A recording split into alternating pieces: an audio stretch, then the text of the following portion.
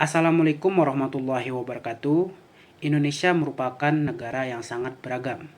Kita memiliki ribuan pulau, suku, bahasa, budaya, adat istiadat dari Sabang hingga sampai Merauke. Dari hal tersebut menjadikan kita unik dibandingkan negara-negara lainnya. Namun, dari keberagaman tersebut munculnya sebuah tantangan terbaru, yaitu dalam menjaga sebuah persatuan, seperti adanya perbedaan pendapat, perbedaan budaya, perbedaan kepentingan, dan masih banyak lainnya yang bisa saja memunculkan sebuah konflik dan perpecahan di dalam suatu masyarakat. Oleh karena itu, integrasi nasional itu sangat penting. Tanpa integrasi nasional, kita akan bisa saja memicu sebuah konflik dan juga perpecahan. Kita sebagai warga negara bisa dalam menjaga persatuan dan juga kesatuan, terutama generasi muda sebagai penerus bangsa. Memasuki masa kolonialisme, masyarakat di berbagai wilayah Nusantara masih berjuang secara terpisah sesuai daerahnya masing-masing. Namun, penjajahan membawa pengalaman yang sama bagi sebagian banyak rakyat, yaitu penindasan, eksploitasi, dan rasa ketidakadilan. Dari pengalaman bersama inilah mulai tumbuh kesadaran bahwa mereka memiliki nasib yang sama sebagai bangsa yang terjajah. Kesadaran tersebut perlahan menghubungkan berbagai kelompok masyarakat yang sebelumnya terpisah dari wilayah, suku, maupun budaya. Meskipun saat itu, masa kolonial ini menjadi titik awal lahirnya rasa senasib dan sepenanggungan yang kemudian menjadi fondasi penting bagi integrasi nasional Indonesia. Indonesia merupakan bangsa yang memiliki banyak sekali keberagaman. Contohnya, dari Sabang hingga Merauke, Indonesia memiliki keberagaman dalam bidang agama, bahasa, budaya, suku, adat istiadat, dan lainnya. Keberagaman inilah yang membuat bangsa Indonesia menjadi bangsa yang unik dan juga berbeda dari bangsa lainnya. Namun, keberagaman jika tidak didorong oleh rasa persatuan, toleransi, integrasi, dapat menyebabkan perpecahan dan juga konflik. Oleh karena itu, penting bagi kita untuk mempelajari integrasi nasional agar seluruh masyarakat Indonesia tetap merasa menjadi bagian dari satu bangsa yang sama, itu bangsa Indonesia. Lalu, bagaimana sih perjalanan integrasi nasional di Indonesia? Memasuki masa kolonialisme, masyarakat di berbagai wilayah Nusantara masih berjuang secara terpisah sesuai daerah masing-masing. Namun, penjajahan membawa pengalaman yang sama bagi rakyat, yaitu penindasan, eksploitasi, dan berbagai bentuk ketidakadilan.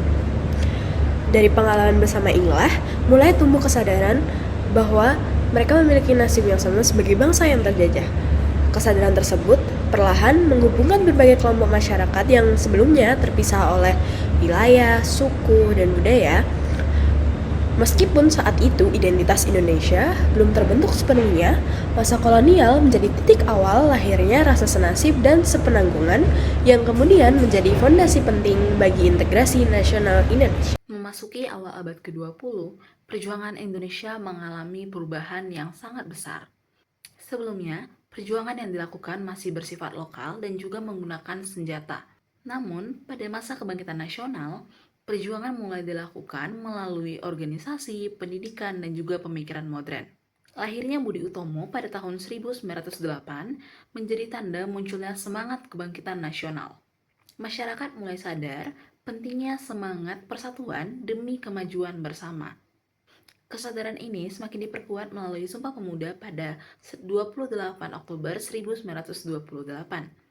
Para pemuda dari berbagai daerah bersatu dan menyatakan satu tanah air, satu bangsa, dan satu bahasa Indonesia. Dari sinilah identitas nasional mulai terbentuk dengan lebih jelas. Teman-teman tahu nggak sih, ternyata di tanggal 17 Agustus 1945 itu bukan cuma sebagai momentum Indonesia merdeka, tapi juga ternyata titik penting dalam perjalanan integrasi nasional di Indonesia. Tapi Indonesia sendiri bukan bangsa yang seragam. Kita itu punya banyak suku, budaya, bahasa, dan kepentingan dari budaya-budaya masing-masing. Nah, dari perbedaan tersebut, sebenarnya kita itu butuh suatu dasar untuk bisa menyatukan perbedaan-perbedaan. That is why adanya Pancasila berperan sebagai penyatu bangsa dan menjadi dasar negara Indonesia. Nilai inilah yang menjadi pedoman agar masyarakat Indonesia bisa hidup bersama-sama di tengah-tengah keberagaman ini.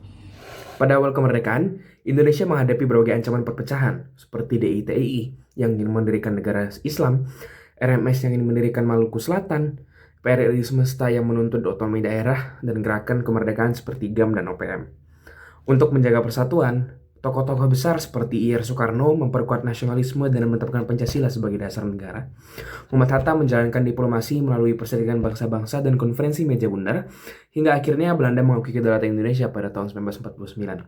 Sementara itu, Abdul Haris Nasution memimpin operasi militer seperti Pagar Betis untuk menumpas DITII dan menjaga stabilitas nasional.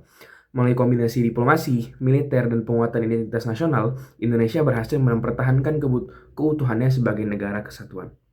Pada masa Orde Lama dan Orde Baru, pemerintahan memiliki peran yang sangat besar dalam menjaga persatuan negara Republik Indonesia. Pada masa itu, integrasi nasional dibangun melalui penerapan nilai-nilai Pancasila, penggunaan simbol-simbol nasional, pendidikan kewarganegaraan, serta program pembangunan di berbagai daerah. Pada masa Orde Baru, sistem pemerintahan yang terpusat dianggap sebagai cara terbaik untuk menyatukan negara Indonesia yang wilayahnya luas dan beragam. Namun, seiring berjalannya waktu, mulai bermunculan kritik karena masyarakat merasa kebijakan yang terlalu terpusat membuat sebagian daerah merasa kurang memiliki kesempatan untuk menyampaikan pendapat dan kepentingannya.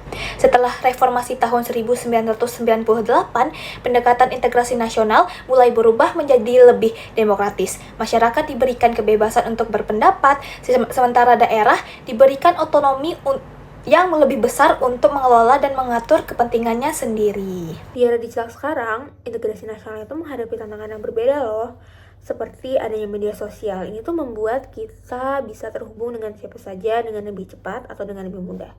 Namun, hal-hal seperti hoax, hate comments, perpecahan, itu juga bisa menyebar lebih luas dan lebih cepat karena ada media sosial tadi. Oleh karena itu, menjaga persatuan bangsa itu bukan hanya tugas pemerintah sekarang, namun juga menjadi tugas kita sebagai generasi muda. Perjalanan integrasi nasional Indonesia sendiri itu membuktikan bahwa persatuan itu tidak terjadi secara instan, melainkan itu adalah proses sejarah yang sangat amat panjang, mulai dari masa kerajaan, kolonialisme, kebangkitan nasional, hingga era digital saat ini. Maka dengan menghargai perbedaan, menjaga toleransi, dan menggunakan teknologi secara bijak, kita tuh bisa loh merawat Indonesia sebagai bangsa yang bersatu dalam banyaknya keberagaman.